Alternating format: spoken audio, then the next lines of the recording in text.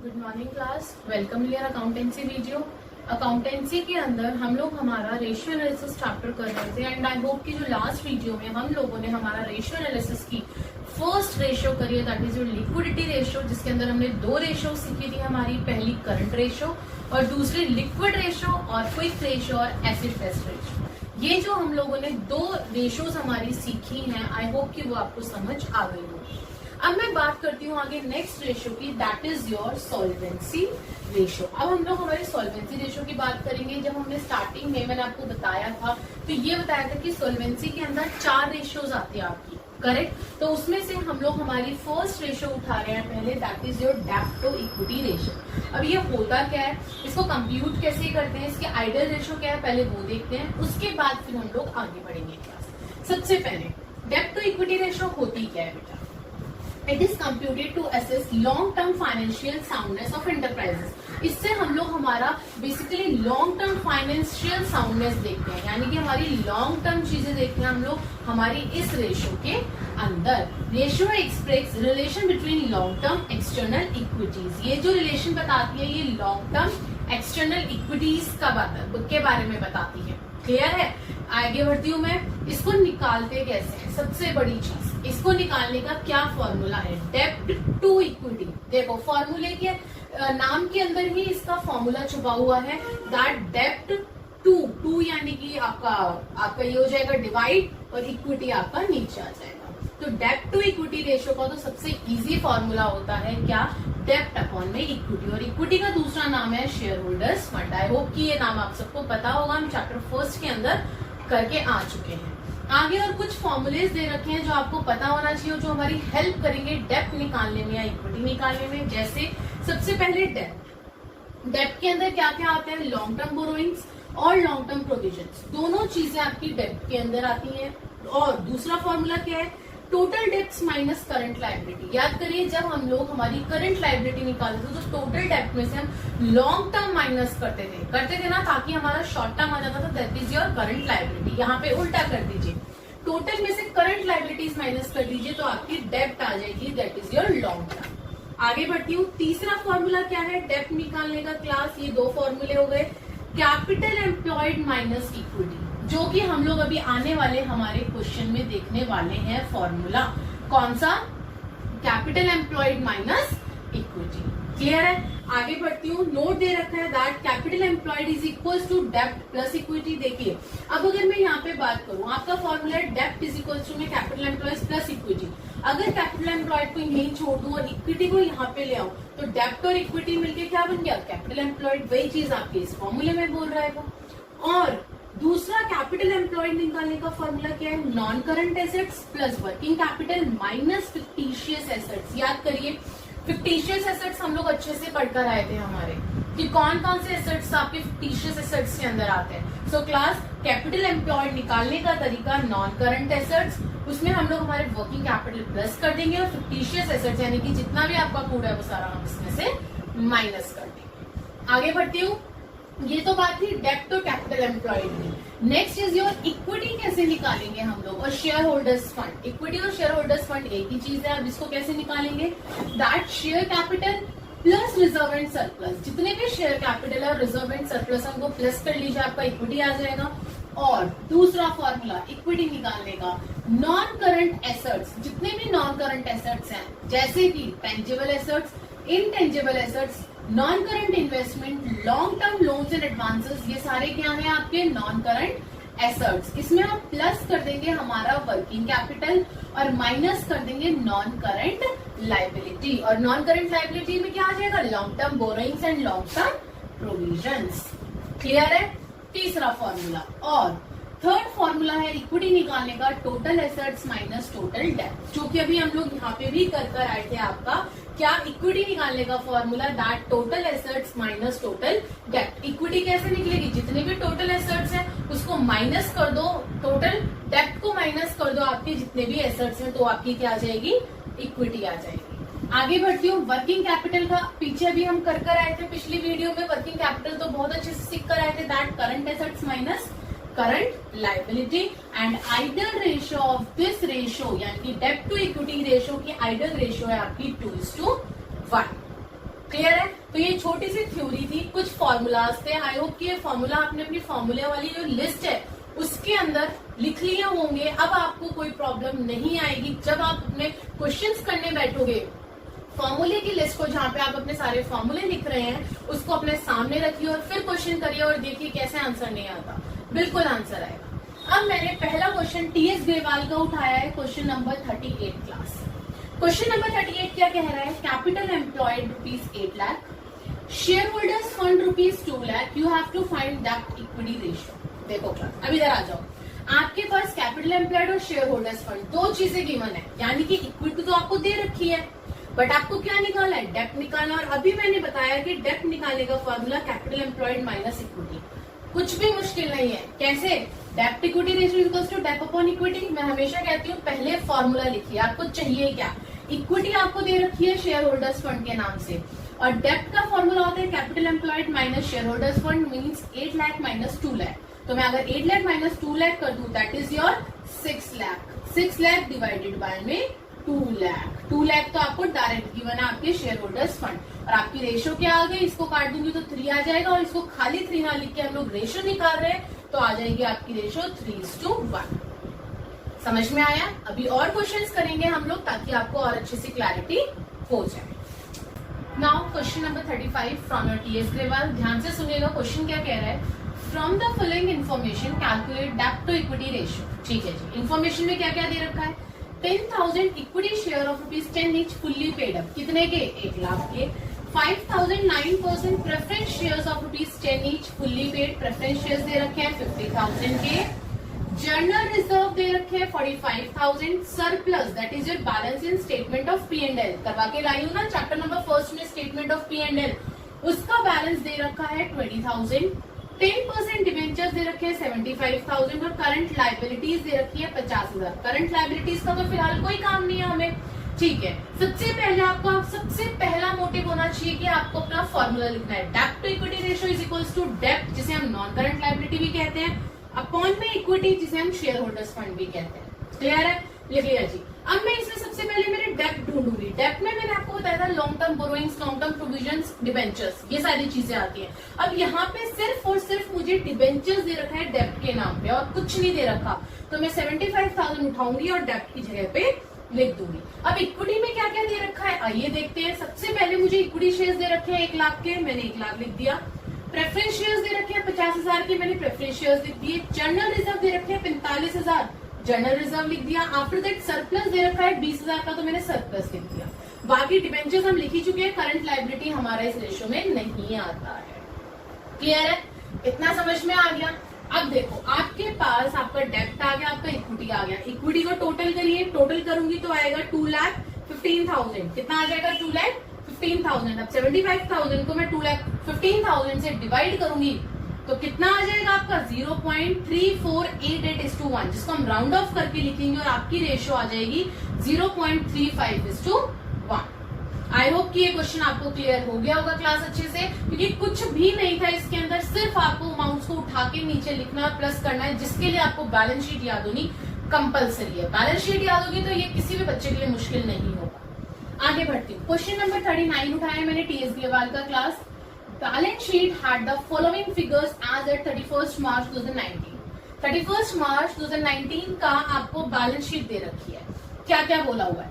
10% preference share capital 5 lakh, equity share capital दे रखे हैं 15 लाख, सिक्योरिटी प्रीमियम रिजर्व है 1 लाख, रिजर्व एंड सरप्लस है 4 lakh, long term loan from IDBI at the rate 9% है 30 लाख। ठीक है, इधर क्या दे रखा है? करंट एसेट्स दे रखे हैं 12 लाख के, current liability 8 lakh, investment 2 lakh जो कि आपने अदर कंपनी में कर रखी है, फिक्स एसेट्स की कॉस्ट दे रखी है 60 लाख, डेप्रिसिएशन राइट ऑफ हो रखा है 14 लाख का।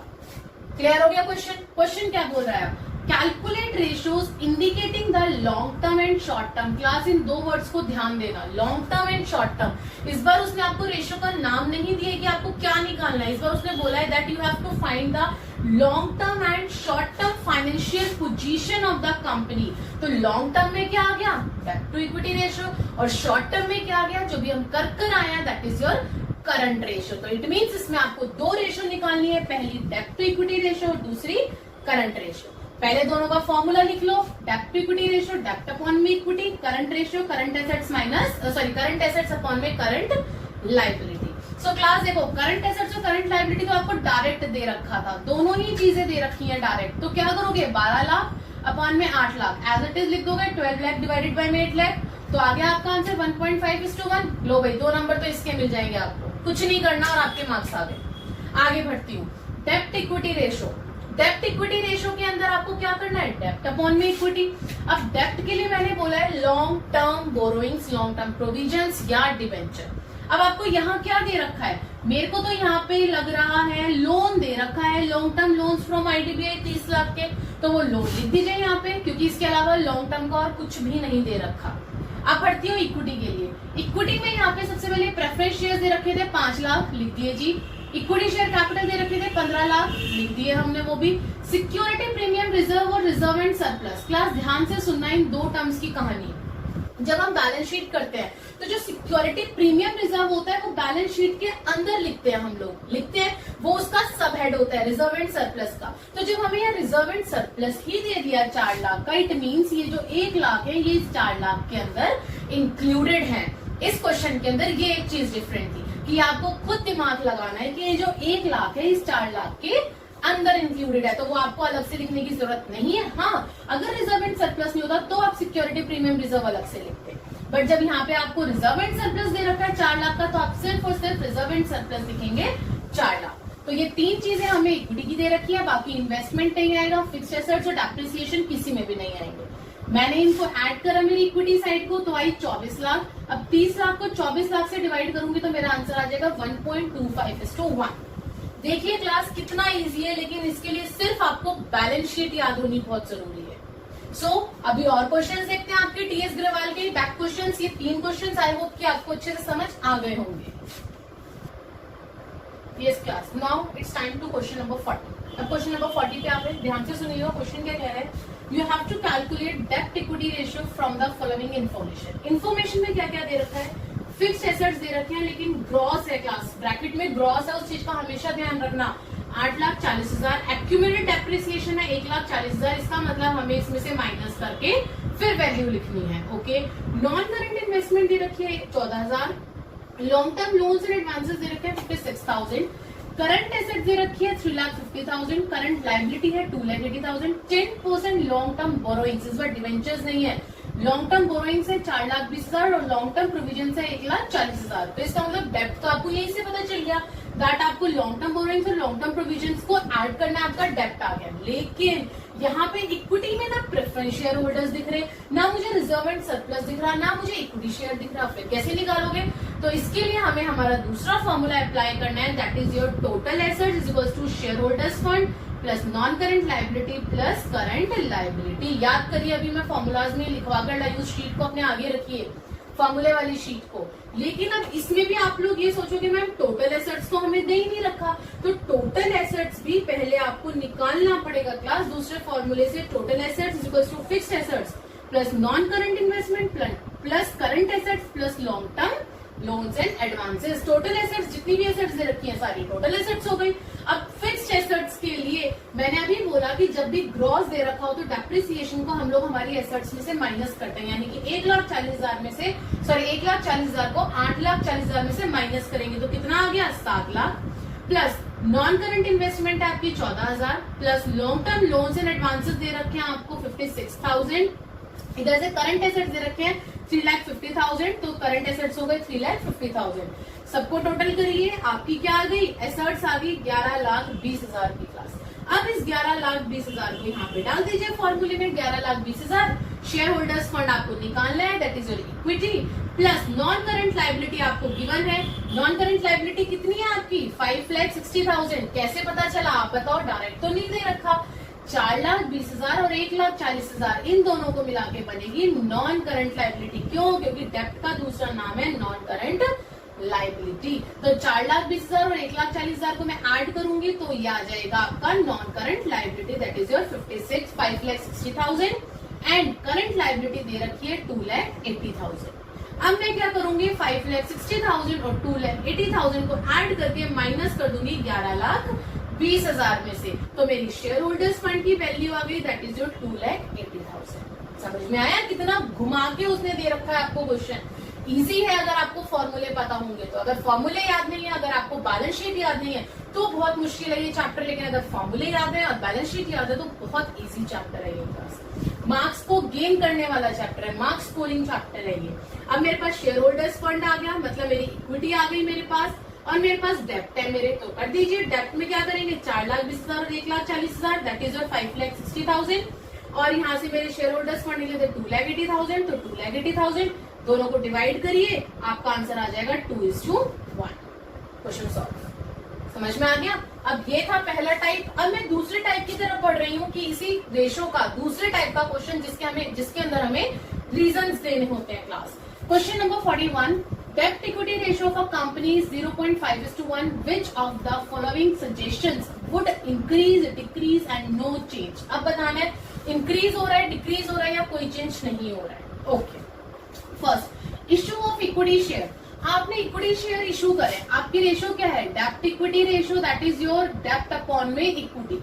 अब ध्यान से देखते जाना, इस बार मैंने पिछली बार की तरह पूरा सोल्यूशन नहीं करा क्योंकि अब आप समझदार हो चुके हैं, सोल्यूशन आप कर सकते हैं, लेकिन हाँ मैं रीजन जरूर बताऊंगी आपको यहाँ पे कि ऐसा क्यों हुआ।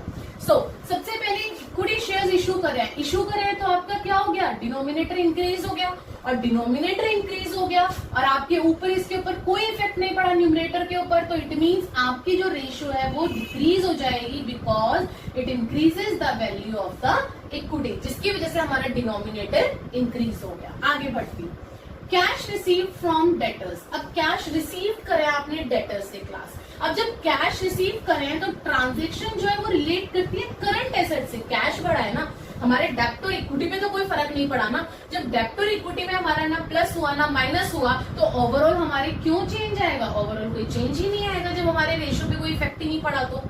क्लियर। आगे बढ़ती हूँ, रिडम्पशन ऑफ डिबेंचर्स। आपने डिबेंचर्स को छुड़वा लिए, आपके पास डिबेंचर्स आ गए, आपके डिबेंचर्स इंक्रीज हो गए।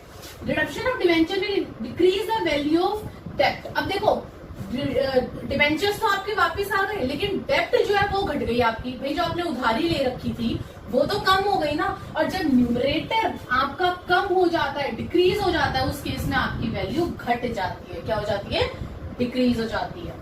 Purchase goods on credit. अब परचेज करें गुड्स उधारी पे, अब उधारी पे करें तो transactions related with current assets and current liability. अब गुड्स परचेज करें, ठीक है, गुड्स हमने परचेज करें वो करंट के लिए है, आपका सारा short term financial position show कर रहे हैं आपके, जिसके अंदर आपको करंट एसेट्स और करंट लायबिलिटी आ रहा है। अब ना डेब्ट में कोई चेंज आ रहा, ना आपका इक्विटी में कोई चेंज आ रहा, तो मेरी ओवरऑल रेशियो में कैसे चेंज आ सकता है class. So the effect is your not change, और रीजन क्या आ जाएगा, transaction related with current assets and current liability. समझ में आ गया। आई होप कि आपको ये क्वेश्चन समझ में आ रहे होंगे। अब मैं मेरे बैलेंस शीट वाले क्वेश्चन की तरफ बढ़ती हूँ कि अगर बैलेंस शीट में आपको बैलेंस शीट दे रखी है, उसमें डेब्ट और इक्विटी दे रखा है, तो उसे आप कैसे सॉल्व करेंगे इस रेशियो में। Yes class. Now question number 43 जो कि आपका बैलेंस शीट का क्वेश्चन है, जिसमें मैं बार बार कहती हूँ कि इससे इजी क्वेश्चन ही नहीं है। बाकियों में फिर भी फॉर्मूले में दिमाग लगाना पड़ेगा, लेकिन यहाँ इससे इजी क्वेश्चन नहीं मिलेगा आपको। कैसे देखते हैं हम लोग। सबसे पहले हमें इक्विटी एंड लायबिलिटी दे रखी है आपको, शेयर होल्डर्स फंड है, शेयर कैपिटल है। शेयर कैपिटल के अंदर आपको सबसे पहले दे रखा है equity share capital, preference share Capitals, दोनों कैपिटल्स दे रखी है। रिजर्व एंड सरप्लस है। After that non current liability में लॉन्ग टर्म बोरोइंग्स दे रखे हैं, तो लॉन्ग टर्म बोरोइंग सीधा सीधा क्या हो गई आपकी, डेब्ट हो गई। ऊपर बोला है from the following balance sheet of ABC as at 31 March 2019 you have to calculate डेब्ट इक्विटी रेशियो। सोल्यूशन में आती हूँ, डेब्ट इक्विटी रेशियो, डेब्ट अपॉन में इक्विटी और शेयर होल्डर्स फंड। तो देखो डेब्ट कितना है आपका यहाँ पे 2,50,000, डायरेक्ट डाल दो डेब्ट को उठा के 2,50,000, टाइम वेस्ट करना ही नहीं है हमें। उसके बाद इक्विटी का मैंने क्या बताया था, जितना भी शेयर होल्डर्स फंड होता है हमारा, यानी कि 5 लाख इक्विटी के, 5 लाख प्रेफरेंस है, 2,40,000 रिजर्व एंड सरप्लस के। बाकी नीचे से हमें कोई लेना देना नहीं है। क्यों? क्योंकि हमें और कुछ निकालने के लिए नहीं बोला। अगर वो करंट रेशियो बोलता तो शायद हमें करंट लायबिलिटी और करंट एसेट से मतलब होता, तब हम लोग उसे उठाते, लेकिन उसने हमें और कुछ नहीं बोला, सिर्फ हमें डेब्ट अपॉन में इक्विटी चाहिए, डेब्ट हमें मिल गया। इक्विटी में मैंने ये 5 लाख और 2,40,000 यानी कि 10 लाख और 2,40,000 12,40,000 मैंने यहाँ पे लिख दिया, अपनी इक्विटी निकाल ली, और जहां पे मुझे इक्विटी लिखना है वहां लिख दो 12,40,000 और उठा के कर दो डिवाइड। बाकी नीचे क्या दे रखा है, हमें टाइम वेस्ट नहीं करना है क्लास। क्लियर है? जो हमें चाहिए वो उठाइए, अपना आंसर निकालिए, दैट्स इट। टाइम वेस्ट करना ही क्यों है हमें एग्जाम में, क्योंकि हमें तो टाइम कम होता है, एग्जाम बड़ा होता है, तो इसीलिए अपना ऊपर से उठाइए इक्विटी, उसके बाद डेप्ट उठाइए, यहाँ पे लिखिए डेप्ट अपॉन में इक्विटी। 2,50,000 आपकी डेप्ट थी और इन तीनों को मिला के 12,40,000 मेरी आ गई इक्विटी। तो 2,50,000 डिवाइडेड बाय 12,40,000 आपका आ गया 0.2:1 इज योर आंसर। कितना आ गया? 0.2:1। निकल गई हमारी रेशो क्लास। समझ में आया? अब यहाँ पे आपकी डेप्ट टू इक्विटी रेशो खत्म होती है, सोल्वेंसी रेशो की पहली रेशो। अब मैं दूसरी रेशो स्टार्ट करने जा रही हूँ, that is your total assets to डेप्ट रेशो। ध्यान से सुनना, वो भी इंपॉर्टेंट रेशो है, वो भी बहुत इजी है, आप लोग बहुत आसानी से कर लेंगे। यस क्लास, अब नेक्स्ट रेशो देखते हैं हमारी सोल्वेंसी रेशो की, that is your total assets to डेप्ट रेशो। क्लास मैं दोबारा रिपीट कर रही हूँ, मैं यहाँ पे शॉर्ट फॉर्म्स यूज कर रही हूँ कि लेकिन आप लोगों को बिल्कुल भी अगर आप टोटल एसेट्स टू डेप्ट रेशो भी लिख रहे हो ना, तो ये भी आपको पूरा ही लिखना है अपने एग्जाम में, स्कूल नोटबुक में और अपने बोर्ड एग्जाम्स में। याद रखना इस चीज को। इसको आप लोग कोई भी रेशो का नाम, कोई भी आइटम का नाम आप लोग शॉर्ट फॉर्म में यूज नहीं कर सकते हैं, रिमेंबर इट। ओके, आगे बढ़ती हूँ। टोटल एसेट्स टू डेप्ट ratio, second ratio of solvency ratio, ये क्या कह रही है? It shows relationship between total assets and long term डेप्ट ऑफ एंटरप्राइजेस। इसका जो फॉर्मूला है वो क्या है? Total assets and long term डेप्ट, यानी कि टोटल एसेट्स डिवाइडेड बाय में डेप्ट। टोटल एसेट्स आप लोगों को बहुत अच्छे से पता है कि टोटल एसेट्स क्या होता है, यानी कि ओवरऑल एसेट्स जितनी भी एसेट्स है, और डेप्ट अभी हम पिछले उसमें रेशियो में पढ़कर आए हैं, डेप्ट टू इक्विटी रेशियो में, that is your long term borrowings and long term provisions और डिबेंचर्स। ये हम लोग अच्छे से सीख कर आए हैं, तो मेरे हिसाब से आपको इस रेशियो में कहीं दिक्कत आनी ही नहीं चाहिए। फिर भी हम लोग एक बार फॉर्मूलाज देख लेते हैं। टोटल एसेट्स निकालने का पहला formula fixed assets plus non current investment plus current assets. वहीं पे दूसरा formula share holders fund plus non current liability plus current liability.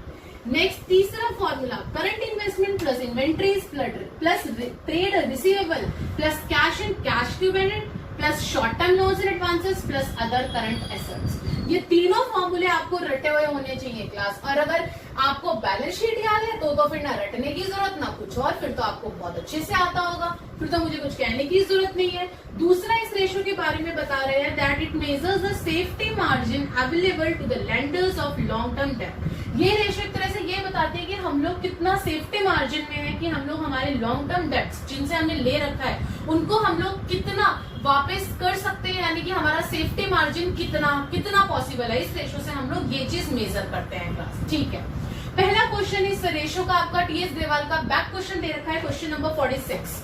बढ़ते हैं। On the basis of the following information you have to calculate total assets to डेप्ट ratio. ठीक है जी, हमें information क्या क्या दे रखी है? कैपिटल एम्प्लॉयड दे रखा है 50 लाख, करंट लायबिलिटी दे रखी है 20 लाख, लैंड एंड बिल्डिंग है 60 लाख, ट्रेड रिसीवेबल है आपका 4 lakh, cash and cash equivalent दे रखा है 5 लाख और इन्वेस्टमेंट दे रखी है 1 लाख। बहुत सारी चीजें क्वेश्चन में ऐसी भी देता है वो आपको कंफ्यूज करने के लिए कि उसका कोई यूज नहीं है फॉर्मूले में, फिर भी उसने डाल दी ताकि बच्चा जो है वो कंफ्यूज हो जाए। तो आप लोगों को कंफ्यूज बिल्कुल भी नहीं होना है। दूसरी साइड दे रखी है share capital 35 lakh, 10% debenture 10 lakh, general reserve दे रखी है 3 lakh, surplus that is balance in statement of profit and loss दे रखा है आपको 2 लाख। सो क्लास ये थी मेरी इन्फॉर्मेशन। अब मेरा सबसे पहला काम क्या है सोल्यूशन में? टोटल एसेट्स टू डेप्ट रेशियो का फॉर्मूला लिखूंगी, टोटल एसेट्स अपॉन में डेप्ट। अब मुझे इसके अंदर पहले मेरी टोटल एसेट्स निकालनी है, क्यों? क्योंकि मुझे कहीं पे भी डायरेक्ट टोटल एसेट्स नहीं दे रखी। अब मेरे दिमाग में ये चीज आनी चाहिए इन्फॉर्मेशन देख के कि मुझे इन तीनों में से कौन सा फॉर्मूला यहाँ पे बेस्ट रहेगा जो मुझे यहाँ लगाना चाहिए। तो मेरे दिमाग में आया मुझे सेकंड वाला फॉर्मूला लगाना चाहिए। क्यों? Share holders fund plus non current liability plus current liability. ऐसा क्यों सोचा मैंने? क्योंकि करंट लायबिलिटी तो मुझे दे ही रखी है, वहीं पर ही शेयर होल्डर्स फंड और नॉन करंट लायबिलिटी इन्हें मिला के कैपिटल एम्प्लॉयड बनता है, और जो कि मुझे डायरेक्ट मेरे क्वेश्चन में गिवन है। मैं क्या करूंगी? 50 लाख लिखूंगी अपना शेयर होल्डर्स फंड और नॉन करंट लायबिलिटी की जगह पे, और करंट लायबिलिटी जो मुझे दे रखी है, इन्होंने दे रखी है 20 लाख, वो मैं लिख दूंगी यहाँ पे, अपना प्लस कर दूंगी उसको। मैंने प्लस करा तो मेरी टोटल एसेट्स आ गई ₹70 लाख। क्लियर है? टोटल एसेट्स आ गई।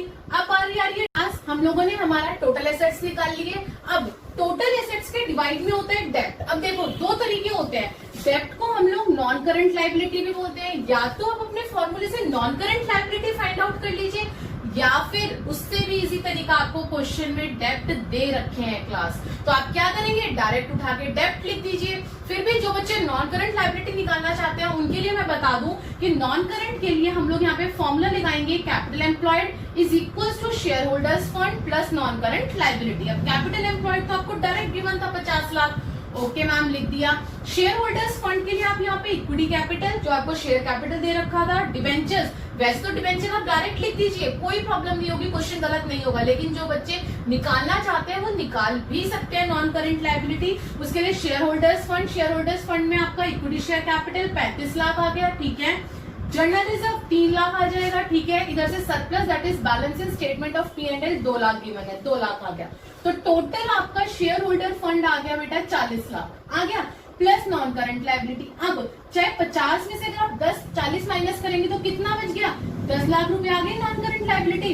अब देखो समझदार कौन रहा, जिसने डायरेक्ट बैलेंस शीट में से देख के डेप्ट उठाए और अपने यहाँ पे लिख दिए कि हाँ भाई हमारे डेप्ट जो है वो 10 लाख रुपए हमें दे रखे हैं, तो उसने उठाया, यहाँ फॉर्मूला लिखा टोटल एसेट्स अपॉन में नॉन करंट लाइबिलिटी और डेप्ट।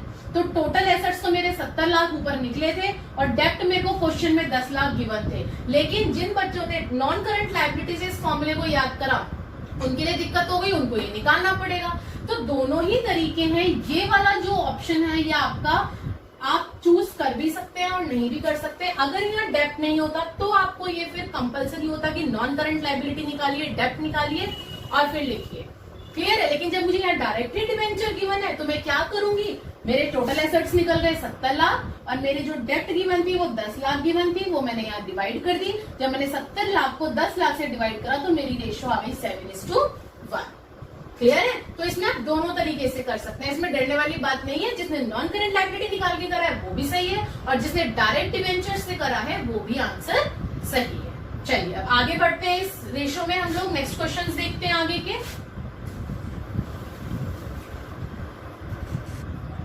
Yes class. Next question is your question number 49 from your total assets to debt ratio. Question देखते हैं क्या बोल रहा है। You have to calculate total assets to debt ratio from the following information. Total assets है, total डेप्ट से, creditors है, bills payable, bank overdraft, outstanding expenses. ठीक है, हमने इन्फॉर्मेशन देख ली। तो अब आपको इन्फॉर्मेशन देखते के साथ ही सबसे पहले अपना फॉर्मूला लिखना है अपने सोल्यूशन में, दैट टोटल एसेट्स टू डेप्ट रेशियो, टोटल एसेट्स अपॉन में डेप्ट, जिसमें से टोटल एसेट्स तो आपको गिवन है आपके क्वेश्चन में, दैट इज 15 लाख, लेकिन डेप्ट तो गिवन नहीं है ना इस बार कहीं पे भी, ले तो हमें क्या करना पड़ेगा, डेप्ट निकालना पड़ेगा। डेप्ट के लिए फॉर्मूला कौन सा लगाओगे, टोटल डेप्ट आपको यहाँ पे गिवन है, उसमें से माइनस कर दोगे आपकी करंट लाइबिलिटीज, क्योंकि ये जितनी भी मेरे को टर्म्स दिख रही है ये सारी करंट लाइबिलिटी की दिख रही है। तो इसके लिए आपको फॉर्मूला याद होना और उसके अंदर जैसे करंट लाइबिलिटी अब मैंने जज करा कि ये सारी टर्म्स करंट लाइबिलिटी की है, तो वो आपको पता होना बहुत जरूरी है। सो क्लास आगे बढ़ती हूँ। टोटल डेप्ट तो मेरे को डायरेक्ट 12 लाख दे रखे हैं, वो मैंने लिख लिया। करंट लाइबिलिटी में सबसे पहले क्रेडिटर्स कितने हैं, 90,000, बिल्स पेबल कितने हैं, 60,000, बैंक ओवरड्राफ्ट 50,000 और आउटस्टैंडिंग एक्सपेंस 20,000। यानी कि सारी टर्म्स मुझे करंट लाइबिलिटी की गिवन है, तो मैं करंट लाइबिलिटी की सारी टर्म्स को ऐड कर लूंगी। अब 12 लाख में से माइनस कर दूंगी 2,20,000, तो मेरे क्या आ जाएंगे, डेप्ट आ जाएंगे 9,80,000 के। बस क्वेश्चन हो गया सॉल्व। 9,80,000 को यहाँ पे लिख दो आप अपना। क्या करोगे कि देखो यहाँ पे लिखा हुआ क्या, 15 लाख आपके टोटल एसेट्स और डेब्ट्स कितने आपके 9,80,000, दोनों को डिवाइड करो, आपका आंसर आ गया 1.53:1। बहुत सिंपल है क्लास, सिर्फ आपको बैलेंस शीट और फॉर्मूले याद होने चाहिए, बाकी और किसी चीज की नीड नहीं है। आगे बढ़ती हूँ। क्वेश्चन नंबर 52 उठा है, from the following information you have to calculate total assets to डेब्ट ratio. Fixed assets again gross वाली दे रखी है, तो एक्यूमुलेटेड डेप्रिसिएशन हमेशा जरूर गिवन होगा जब कोई भी आपको एसेट्स जो है वो ग्रॉस की गिवन होगी। तो हम लोग क्या कर देंगे, 6 लाख में से 1 लाख माइनस कर देंगे। Non current investment, current assets, long term borrowings, इधर आपको और कुछ नहीं है। Next side long term loans and advances दे रखे हैं, करंट लायबिलिटी दे रखी है, लॉन्ग टर्म प्रोविजंस दे रखे हैं। ठीक है भाई, फॉर्मूला क्या है, टोटल एसेट्स अपॉन में डेब्ट। अब इसमें से हमें पहले टोटल एसेट्स निकालनी पड़ेगी, क्योंकि हमारे पास ना डायरेक्ट टोटल एसेट्स दे रखी, ना डेब्ट दे रखे। तो चलिए भाई भरते हैं अपना फॉर्मूला। सोचिए आपको क्या क्या चीजें गिवन है, नॉन करंट इन्वेस्टमेंट भी गिवन है, आपको करंट एसेट्स दे रखे हैं, इधर से आपको long term loans and advances. इसका मतलब जो आपका फॉर्मूला लगेगा वो कौन सा लगेगा, fixed assets minus accumulated depreciation. Minus आप करके लिख के दिखाना चाहते हो तो लिख के दिखाइए, अदरवाइज डायरेक्ट फिक्स्ड एसेट डाल दीजिए, no issue, plus non current investment plus long term loans and advances plus current asset. अब सारी चीजें गिवन है। फिक्स्ड एसेट 6 लाख है, 6 लाख में से 1 लाख माइनस कर दोगे, ओवरऑल फिक्स्ड एसेट्स आ जाएगी। नॉन करंट इन्वेस्टमेंट आपको दे रखी है 10,000, long term loans and provisions दे रखे हैं 40,000 और करंट एसेट्स आपको दे रखी है 2,50,000। ठीक है भाई, मेरी टोटल एसेट्स आ गई, इनको प्लस करके 8 लाख। क्लियर है। अब बात आती है डेप्ट की। तो डेप्ट के लिए यहाँ पर आ जाओ, फिक्स्ड एसेट्स हो गया, non current investment, current assets, long term borrowings and long term provisions. बार बार बोलती हूँ, डेप्ट is equals to long term borrowings and long term provisions. Long term borrowings कितने दे रखे हैं आपको, 3 लाख दे रखे हैं, तो आप क्या लिख देंगे, 3 लाख लिख देंगे लॉन्ग टर्म बोरोइंग्स का। इधर से डेप्रिसिएशन हो गया, long term loans and advances. Current liability यहाँ पे कहीं पे फिलहाल यूज नहीं है, तो करंट लायबिलिटी आपको फालतू में दे रखा है इन लोगों ने। आगे बढ़ती हूँ, यहाँ पे लॉन्ग टर्म प्रोविजंस दे रखे हैं 1 लाख, तो लॉन्ग टर्म प्रोविजंस हो गए 1 लाख। आ गया 3 लाख और 1 लाख, 4 लाख आ गई आपकी डेप्ट। उठा के डाल दीजिए, 8 लाख डालिए टोटल एसेट्स में और 4 लाख डालिए आप अपने डेब्ट्स में। तो 8 लाख डिवाइडेड बाय में 4 lakh is your answer, that is your 2:1। Divide कर दीजिए इसको। सो क्लास, यहाँ पे आपकी ये रेशो भी कंप्लीट होती है। मैंने इंपॉर्टेंट क्वेश्चन सारे उठाने की कोशिश करी है और जो बाकी के क्वेश्चंस आपको दे रखे हैं, बैक क्वेश्चंस हो चाहे इलिस्ट्रेशंस हो, वो इनसे मैच करते हुए हैं, इनसे अलग उनमें और कुछ भी नहीं है। सो प्लीज क्लास, वीडियो अगर समझ नहीं आई दोबारा देखिए, कमेंट में लिखिए मुझे अगर कोई भी प्रॉब्लम हो रही है, आपको कहीं पे परेशानी है, कोई क्वेश्चन समझ नहीं आ रहा है, तो मुझे कमेंट बॉक्स में जरूर लिखिएगा। And please like share and subscribe the channel, ताकि अब जो हम सॉल्वेंसी रेशो की 3rd रेशो उठाने वाले हैं वो आप तक इजीली पहुंच सके। Thank you class.